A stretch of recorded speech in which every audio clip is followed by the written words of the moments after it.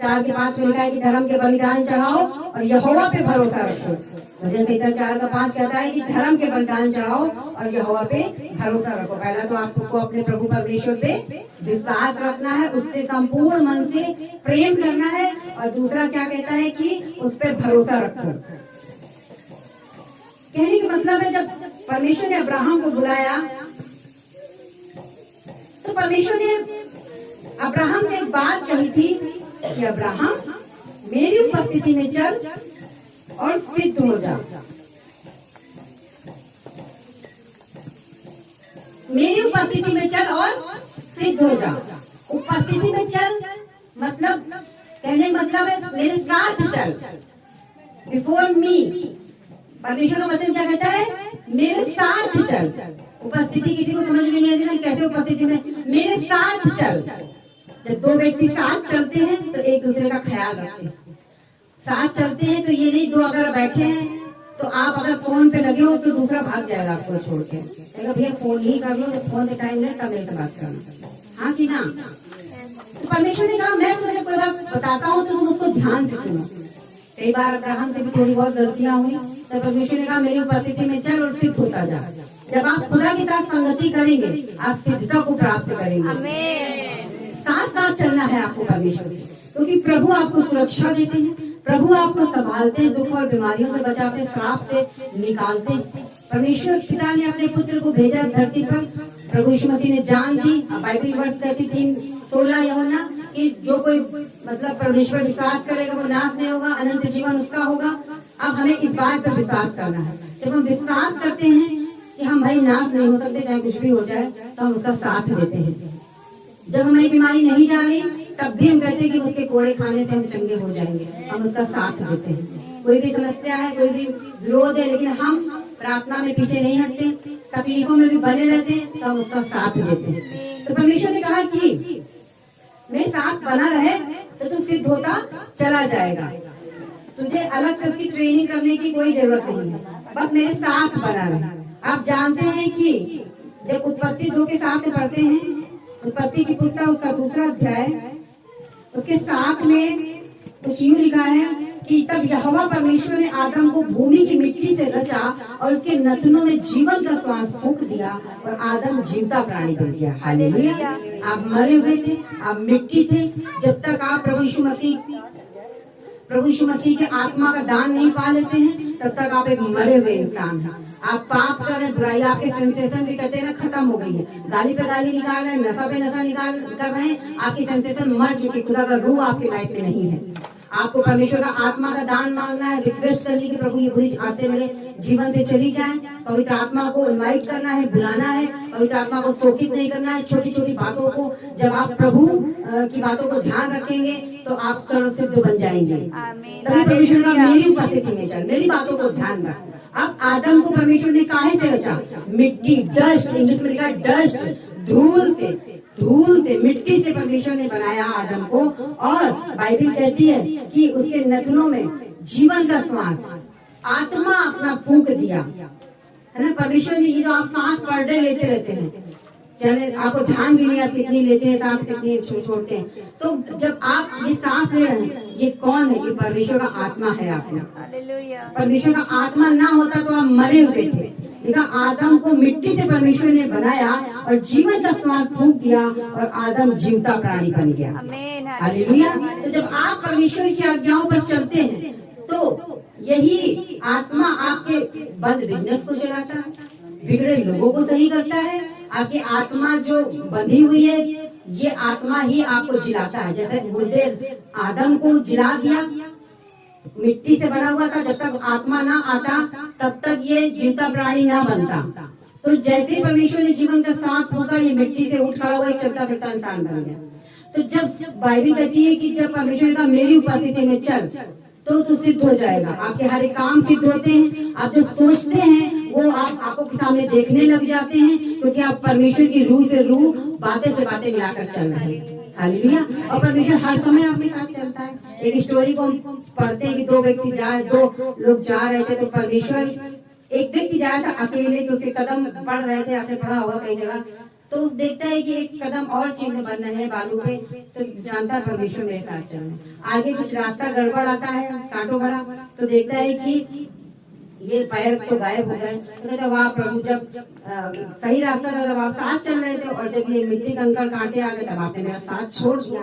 परमेश्वर ने कहा नहीं, देख वहाँ दो नहीं एक चीज है, क्योंकि मैंने तुझे उठा के रखा है। हालेलुया। देख मैंने तुझे उठा के रखा है गोद में, उसमें वो तेरे निशान नहीं मेरे निशान है। हालेलुया। तो इस तरह जब आप समस्याओं में होते हैं परमेश्वर आपको उठा के चलता है। यही कारण आपका विश्वास गिरते गिरते बच जाता है। आप रोते हो रात भर हम पे कुछ नहीं हुआ, लेकिन सुबह इधर फिर उठ के नई ताजगी नया जो कहाँ से आता है, क्योंकि परमेश्वर ने आपको उन समस्याओं में उठा के रखा है। हालेलुया। वो आपको कभी नहीं छोड़ता, कभी नहीं त्यागता है। कहता दूध पिलाने वाली माँ हाथ में छोड़ देगी और मैं तुम्हें कभी नहीं छोड़ूंगा। हालेलुया। क्योंकि परमेश्वर आपसे प्रेम करता है। ये सांस जो आप ले रहे हैं ये उसी की है, तो अपनी क्रिएशन को वो नाश नहीं करना चाहता। लेकिन क्या होता है जब एक व्यक्ति प्रभु के साथ नहीं चलता है तो वो विनाश की तरफ पहुंचता है। यही आदम जो जीवता प्राणी था, जो जिसके लिए अदन की वाटिका बनाई गई थी, फल फूल बनाए गए थे, पत्नी दी गई थी, सारी सुख सुविधाएं दिए गए थे, लेकिन बाइबल कहती है जब आप 22 में पढ़ते हैं 3 के, तो लिखा है फिर यहोवा परमेश्वर ने कहा मनुष्य भले बुरे का ज्ञान पाकर हम में से एक के समान हो गया है, इसलिए अब ऐसा ना हो कि वह हाथ बढ़ाकर के एक के समान हाथ बढ़ा के जीवन के वृक्ष का फल ही तोड़ के खा ले और सर्वदा जीवित रहे।